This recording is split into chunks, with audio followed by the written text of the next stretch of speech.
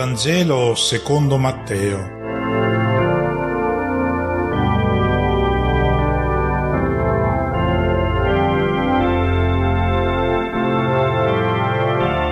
Passato il sabato, all'alba del primo giorno della settimana, Maria di Magdala e l'altra Maria andarono a visitare la tomba.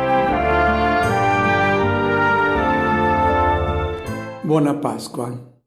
Il brano evangelico inizia con un'indicazione di tempo, all'albeggiare del primo giorno della settimana. Oggi sappiamo che giorno era domenica 9 aprile dell'anno 30. Il giorno che i cristiani hanno chiamato l'ottavo giorno. Difatti i battisteri antichi erano ottagonali, questo numero era diventato sacro per i cristiani perché indicava la Pasqua. Erano ottagonali perché coloro che venivano battezzati prendevano coscienza di essere entrati in un giorno che non avrà mai fine. La loro vita non era più destinata a una tomba, ma a una vita che non muore. In questo mattino di Pasqua ci sono due donne che si muovono quando c'è ancora buio. Sono Maria di Magdala, la conosciamo molto bene, e poi un'altra Maria che probabilmente è quella che è stata citata dall'Evangelista Matteo al momento della sepoltura di Gesù. Era la madre di Giacomo e di Giuseppe. Lo ricorda l'Evangelista Matteo che quando Giuseppe d'Arimatea ha avvolto il corpo di Gesù in un candido lenzuolo e l'ha deposto nel sepolcro, poi ha fatto rotolare la pietra e si è allontanato, dice l'Evangelista che c'erano molte donne che osservavano da lontano e fra di loro c'erano Maria di Magdala, Maria, madre di Giacomo e di Giuseppe, e poi viene citata anche un'altra donna, la madre dei figli di Zebedeo, Giacomo e Giovanni. Al mattino di Pasqua questa donna non compare più. Possiamo fare una supposizione. Chi era questa madre dei figli di Zebedeo? È già stata ricordata dall'Evangelista perché un giorno si è presentata dal maestro per chiedergli che quando lui sia entrato nella gloria, quando avesse preso il potere, doveva porre alla destra e alla sinistra i suoi due figli. Sognava la gloria. Questa donna in quel venerdì deve aver visto crollare tutti i suoi sogni. E allora comprendiamo che nel mattino di Pasqua lei già non si muove più. È uscita di scena con discrezione perché ha visto che la storia del maestro di Nazareth si era conclusa in un modo tragico. Cosa vanno a fare queste due Marie al sepolcro? È il loro affetto per il maestro che le spinge ad andare a visitare il luogo della sepoltura. C'era infatti l'abitudine per 3 giorni di andare a visitare la tomba. Però il verbo che viene impiegato qui in greco è theoreo, che significa vanno a contemplare, a riflettere. Non è un semplice guardare di sfuggita, vanno a ripensare sull'accaduto, sono rassegnate, ma hanno bisogno di rielaborare il lutto e quindi anche di parlare, di sfogarsi. Vanno a piangere, a fare un lamento e anche a riflettere sulla morte del giusto. Il potere, la forza del denaro hanno vinto. Non resta quindi che rassegnarsi di fronte allo strapotere del male e della menzogna e ripensare forse queste forze negative avranno sempre la meglio. Il giusto è stato vinto, il liberatore è stato ridotto al silenzio, chiuso per sempre in un sepolcro. Devono aver pensato, è la storia del mondo, è stato così sempre e sarà sempre così. Il mondo nuovo in cui avevamo riposto le nostre speranze è fallito. E chi non ha ancora ricevuto la luce della Pasqua non può che andare alla tomba per Theorein, contemplare la vittoria della morte. E il trionfo quindi del non senso della vita, e se è per finire in una tomba ci si chiede se vale la pena nascere. Le due Marie rappresentano tutti coloro che non hanno ancora ricevuto la luce della Pasqua. Si muovono così, vanno a contemplare il destino dell'uomo che finisce in una tomba. Sentiamo che cosa accade quando queste due donne giungono al sepolcro. Ed ecco, vi fu un gran terremoto. Un angelo del Signore, infatti, sceso dal cielo, si avvicinò, rotolò la pietra e si pose a sedere su di essa. Il suo aspetto era come folgore e il suo vestito bianco come neve. Matteo racconta in modo diverso dagli altri la visita delle donne al sepolcro. Gli altri evangelisti dicono che quando sono giunte al sepolcro, la pietra era già stata rimossa dalla bocca del sepolcro. Matteo invece dice che le donne hanno assistito a uno spettacolo grandioso. Non siamo di fronte a un resoconto giornalistico di un fatto, no. Matteo vuole presentare ciò che è accaduto nella Pasqua, il più grande intervento di Dio nella storia, quando la morte è stata definitivamente sconfitta. E per presentare questa verità, lui ha a disposizione il linguaggio e le immagini che tutti i suoi lettori capiscono, perché sono le immagini bibliche. La prima di queste immagini: ed ecco vi fu un terremoto grande. Il terremoto è l'esplosione impressionante delle forze della natura e viene impiegata anche nella Bibbia per indicare, non c'è un'altra immagine più forte, per indicare l'intervento di Dio. Per esempio, quando Dio scende sul monte Sinai per parlare con Mosè, il libro dell'Esodo dice che tutto il monte tremava molto. Dove Dio arriva c'è questo scuotimento della terra. È proprio negli abissi della terra che avviene il più grande terremoto della storia dell'universo. Era negli abissi della terra che entravano tutti coloro che lasciavano questo mondo, entravano nello Sheol. Ma quando i patriarchi, Davide, i profeti, il Battista sono entrati nello Sheol, non è successo nulla, tutto è continuato come prima, tutti rimanevano prigionieri della morte. Quando nello Sheol è entrato Gesù, è successo il terremoto, lì è entrata una vita che ha sconfitto la morte. E notiamo bene, quando Gesù è entrato lì, non è che ha liberato tutti i prigionieri della morte e li ha riportati di qui. E notate, nell'icona, il Gesù vivo in questo mondo che sta predicando. Poi è entrato anche lui nello Sheol, ma non è più tornato di qui come ha fatto Lazzaro.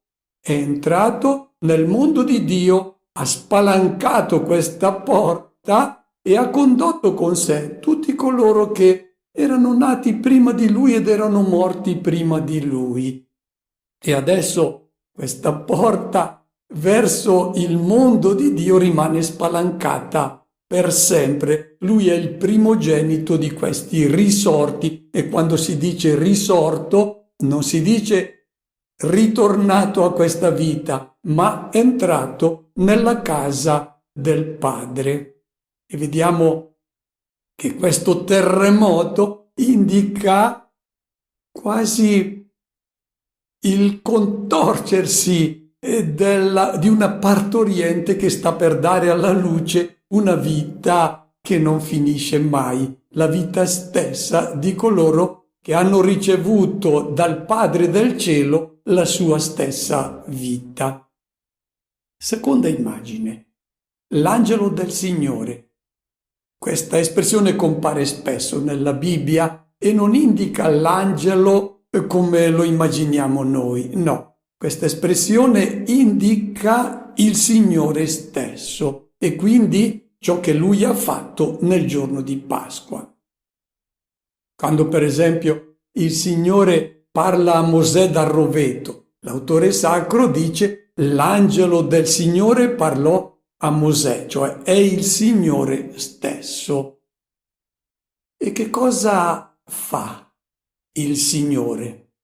Scende dal cielo, rimuove la pietra e rimuove la pietra, spalanca il sepolcro e noi ci aspetteremo in questo momento di vedere Gesù che esce dal sepolcro. Questo lo hanno immaginato i nostri pittori occidentali che nei loro dipinti hanno presentato Gesù forte che esce con la croce in mano e torna di qui. No, nessun evangelista racconta l'uscita di Gesù dal sepolcro. È soltanto un Vangelo apocrifo del secondo secolo, il Vangelo di Pietro, che racconta questa scena di Gesù che esce dal sepolcro. I Vangeli non potevano raccontarlo perché Gesù non è tornato a questa vita quando è stata rotolata via la pietra. È risorto Gesù nel momento stesso in cui ha esalato l'ultimo respiro. Quello è il momento in cui è entrato nel mondo dello Sheol e ha liberato tutti introducendoli nella casa del Padre. Gli uomini avevano posto una pietra davanti al sepolcro, era il segno definitivo della vittoria della morte. Lo diciamo anche noi, metterci una pietra sopra. Pensavano di aver chiuso per sempre nel sepolcro colui che voleva dare inizio a un mondo nuovo. Invece l'angelo siede vittorioso sulla pietra, è il trionfatore sulla morte. La pietra era stata sigillata e erano stati messi dei soldati, delle guardie per mantenere sempre chiuso quel sepolcro. Dio ha rotto anche quei sigilli e rompere i sigilli significava sfidare il Cesare di Roma e l'angelo lo fa. Sfida il potere di questo mondo, quello dei dominatori, degli oppressori che volevano mantenere Gesù prigioniero per sempre nella morte e dice: il mondo antico, il mondo della morte è stato vinto e ogni segno di morte scompare perché Dio ha donato agli uomini la stessa vita che aveva e che ha Gesù di Nazaret. E poi l'aspetto di questo angelo, come folgore, e il suo abito bianco come la neve. Sono altre due immagini bibliche. La folgore è un attributo divino, è il massimo della luce e della potenza. E il colore bianco indica la pienezza di luce che rischiara il buio del sepolcro. Noi pensiamo che la morte sia un passaggio dalla luce verso il buio della tomba. Adesso non più. Adesso si passa dal buio di questo mondo e si entra nella luce piena perché lo Sheol è stato rischiarato dalla Pasqua. E adesso entrano in scena coloro che sono schierati dalla parte della morte, coloro che vorrebbero che la pietra del sepolcro non venisse rimossa. Sono le guardie poste dai poteri di questo mondo. potere politico e religioso. Ascoltiamo. Per lo spavento che ebbero di lui, le guardie furono scosse e rimasero come morte. L'angelo disse alle donne: «Non abbiate paura voi. So che cercate Gesù, il crocifisso. Non è qui. È risorto, infatti, come aveva detto. Venite, guardate il luogo dove era stato deposto. Presto andate a dire ai suoi discepoli: è risorto dai morti, ed ecco vi precede in Galilea. Là lo vedrete. Ecco, io ve l'ho detto». Chi rappresentano queste guardie al sepolcro?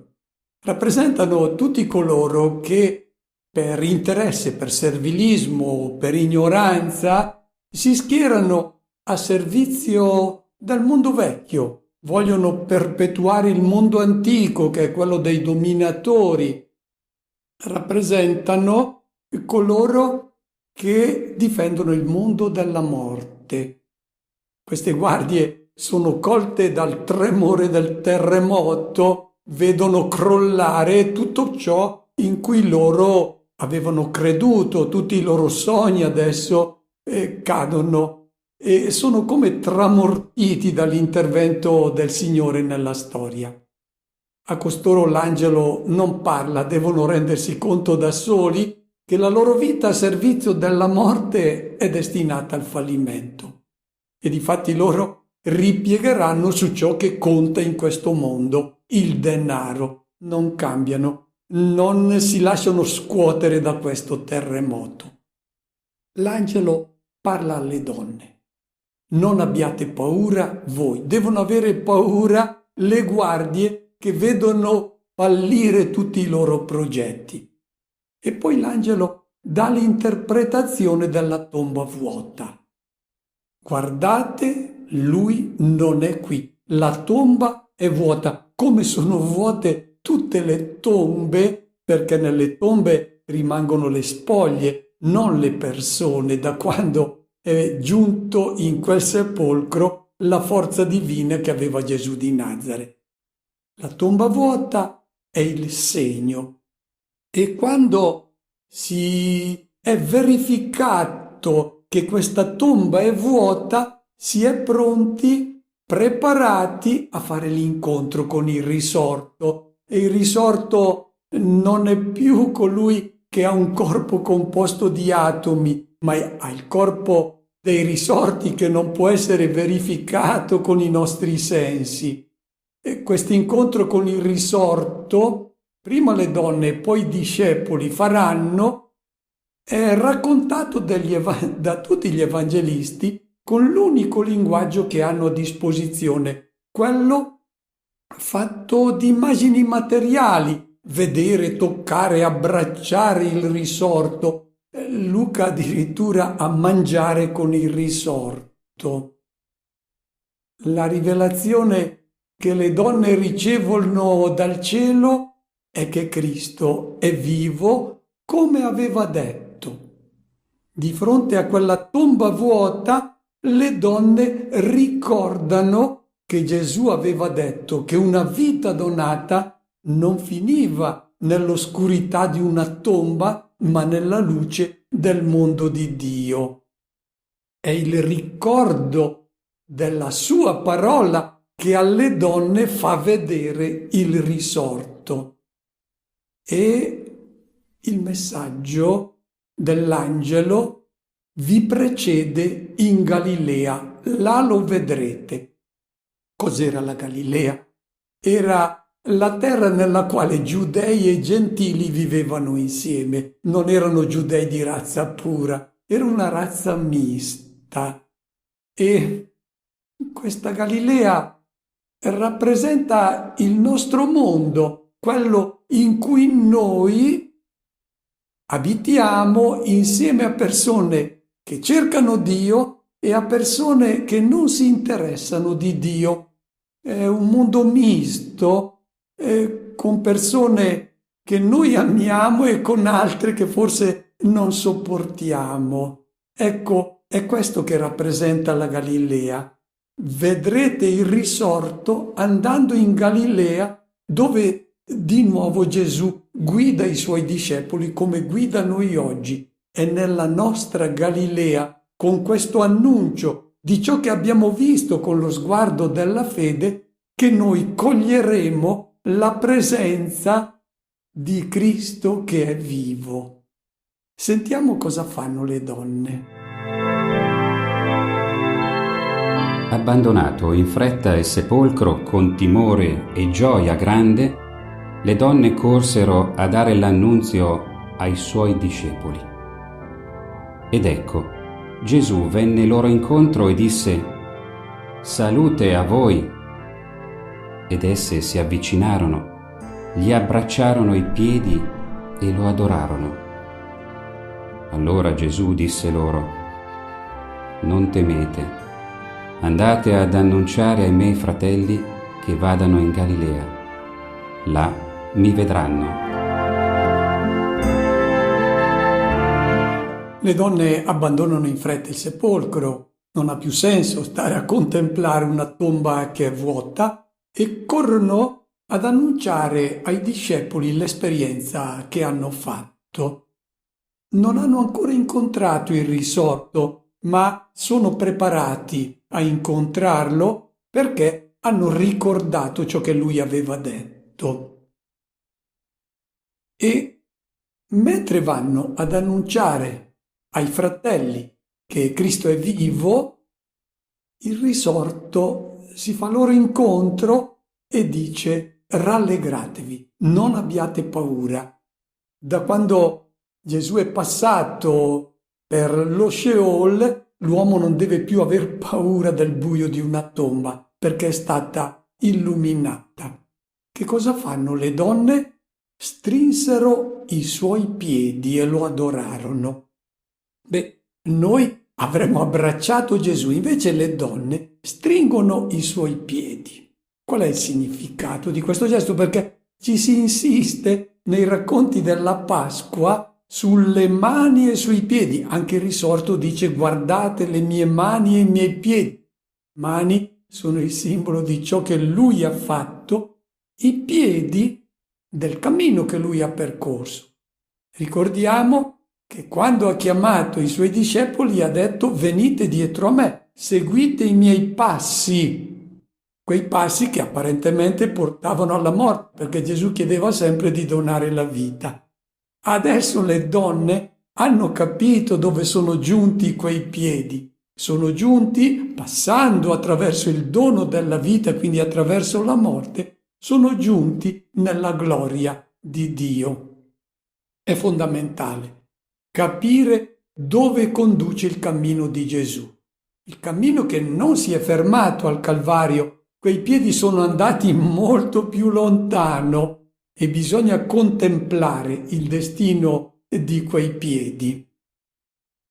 Le parole del risorto sono le stesse dell'angelo. Non temete, non c'è più da aver paura della morte dopo che Cristo ha attraversato quella valle oscura che ci spaventa. Ed è bello quello che il risorto dice, ripetendo le parole dell'angelo: andate a dire ai miei fratelli. Coloro che lo avevano abbandonato, rinnegato, consegnato, rimangono suoi fratelli. La lettera agli ebrei dirà: non si vergogna di chiamarci fratelli, perché ci ama così come siamo. È a questi fratelli che lui ha consegnato la bella notizia che noi siamo chiamati ad annunciare a tutti gli uomini. Auguro a tutti una buona Pasqua.